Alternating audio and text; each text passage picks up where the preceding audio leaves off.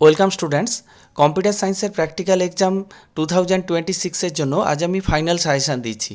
তোমরা যেমন computer science theory এক্সামে আমার সাজেশান থেকে 100% কমন পেয়েছো, আর আজকে যে প্র্যাকটিক্যালের সাজেশান দিচ্ছি এখান থেকেও হয়তো 100% কমন পেতে পারো। তো আমি প্রথমে আসছি প্র্যাকটিক্যালের সিলেবাস কী আছে। পাইথন থেকে আছে 12 নাম্বার।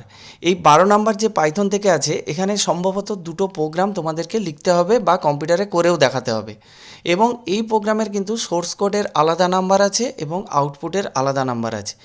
তাই তোমরা সোর্স কোড যখন লিখবে খাতার মধ্যে, আউটপুটটাও কিন্তু খাতার মধ্যে লিখবে, তাহলে কিন্তু তোমরা 12 কিন্তু এখানে ফুল নাম্বার পেয়ে যাবে। এবং আমি তোমাদের এখানে 30 কীভাবে পাওয়া যাবে সেটা নিয়েই আরও ডিসকাস করে দিচ্ছি। ডিবিএমএস থেকে আছে 10 নাম্বার, এবং ডিবিএমএসের এই 10 নাম্বারের জন্য সম্ভবত একটা টেবিল করতে হবে। একটা টেবিলের হয়তো খুব বেশি হলে 4টে কোয়ারি দেওয়া থাকবে, এবং এই 4টে কোয়ারি তোমাদেরকে করে দেখাতে হবে, এবং সেই কোয়ারিগুলো তোমরা খাতার মধ্যে সুন্দর করে লিখে দেবে, এবং প্রতিটা স্টেপে যে আউটপুটগুলো আসবে সেই আউটপুটগুলোও কিন্তু তোমরা খাতার মধ্যে লিখে দেবে।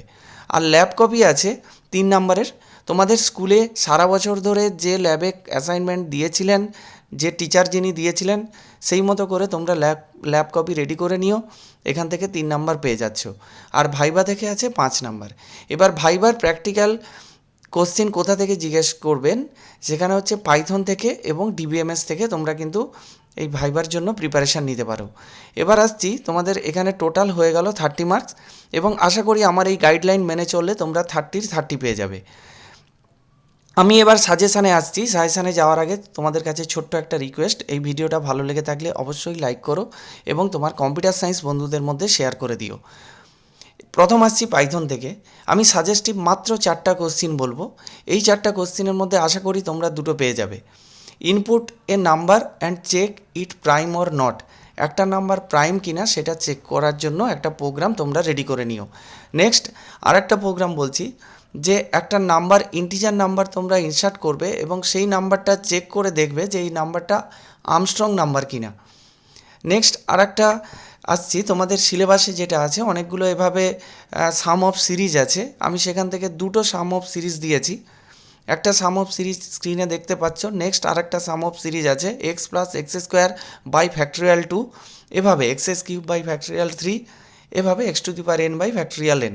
এখানে এনকে ইনপুট হিসাবে নিতে হবে। নেক্সট আসছি ডিবিএমএস থেকে। এখানে আমি একটাই জাস্ট টেবিলের সাজেশান হিসাবে বলবো, এই স্ট্রাকচারটা তোমরা একটু ভালো করে দেখবে।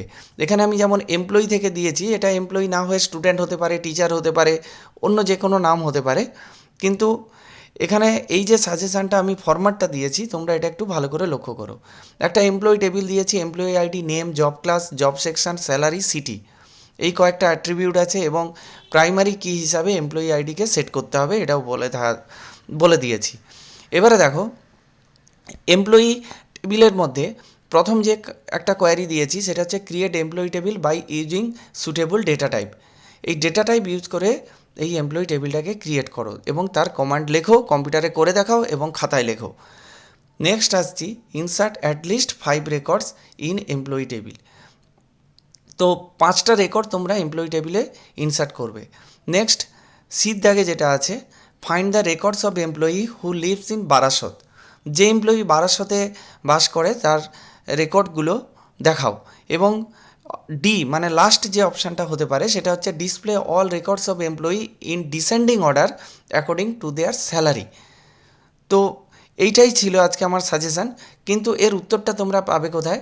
আমি কম্পিউটার অ্যাপ্লিকেশানের জন্য একটা সাজেশান দিয়েছি, সেই সাজেশানের কিন্তু যে ডেসক্রিপশান আছে সেখানে কিন্তু আমি পিডিএফ লিঙ্ক দিয়ে দিয়েছি, তোমরা উত্তরটা ওই ভিডিও থেকে পেয়ে যেতে পারো।